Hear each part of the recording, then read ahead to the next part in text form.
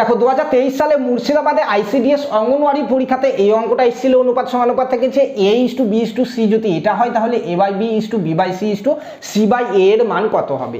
এরকমই অঙ্ক আসলে তোমরা প্রথমে ধরে নেবে এর মান এখানে প্রথমে যেটা আছে সেটা অর্থাৎ 2, B এর মান হচ্ছে 3, C এর মান হচ্ছে 4।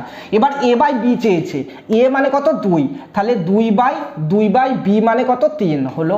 আর একটা চেয়েছে কি B/C, এখানে দিয়ে B মানে হচ্ছে 3/C, দেখো এখানে 4 হলো।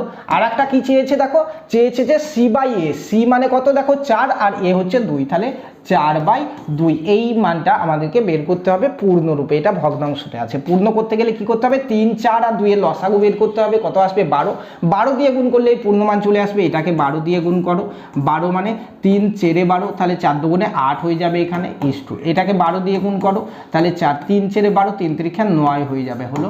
এখানে 12 দিয়ে গুণ করো, 12 দিয়ে গুণ করলে 2 6 দুগুণে 12, 4 6 24 হয়ে যাবে। তাহলে 9 8 9 24 হচ্ছে উত্তর। 8 9 24 অপশন সিতে আছে। অঙ্কটা যদি তোমরা বুঝে থাকো সেম অঙ্ক তোমরা বের করো যে A/B:BC/CA এটার মান কত। এটাও কিন্তু খুবই গুরুত্বপূর্ণ, যদি বুঝে থাকো অঙ্কটা এটার মান কমেন্টে জানাবো।